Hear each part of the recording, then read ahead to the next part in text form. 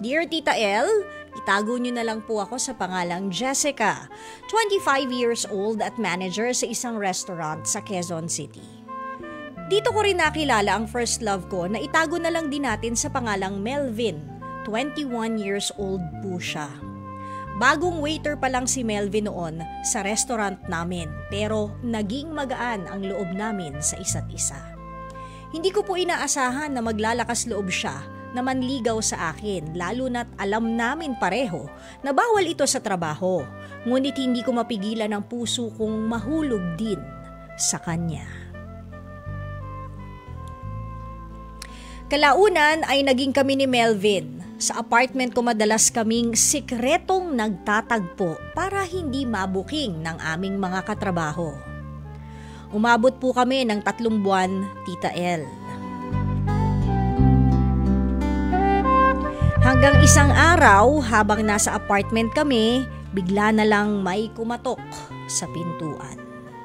Bumungad sa akin ang isang babae na nakapanlumo sa akin. Hindi po siya nag-eskandalo pero humagulhol siya sa harapan ko. Dito ko nalaman na naging kabit pala ako nang hindi ko namamalayan, Tita El. Hindi ako nakatulog ng gabing iyon. Hindi ko lubos maisip na puno rin pala ng kasinungalingan ang sikreto naming relasyon ni Melvin. Doon ko na rin nahalungkat ang mga itinago sa akin ni Melvin. Kasal po pala siya at merong isang anak. Nadurog po talaga ang puso ko sa natuklasan ko, Tita El. Si Melvin kasi ang una kong inibig ng lubos.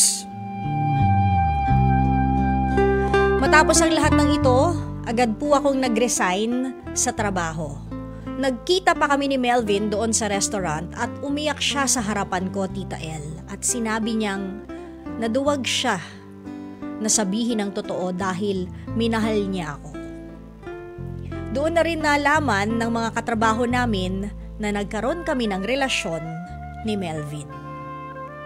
Wala na po akong balak na ipaglaban pa kung ano man ang nararamdaman ko dahil nirerespeto ko po ang pagkasagrado ng kasal nila, Tita El. Yun lamang po. Lubos na gumagalang, Jessica ng Quezon City.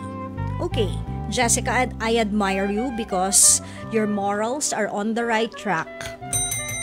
Very good! Utak! Bago puso. Kasi minsan ang puso ay nabubulag kahit wala itong mata. Pero very good ka dyan, Mars. Ayan ha. And tama yung ginawa mong desisyon. Kasi kung ikaw naman ay naging manager na, malamang makakahanap ka agad ng trabaho. Hindi ba? At least hindi ka nakasira ng pamilya, ng may pamilya.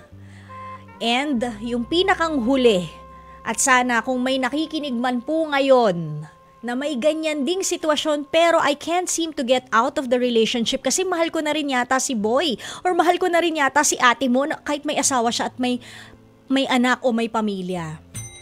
Sana po medyo tumanim ang paalayla natin ngayong gabi.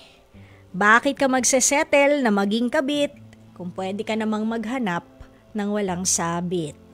Okay?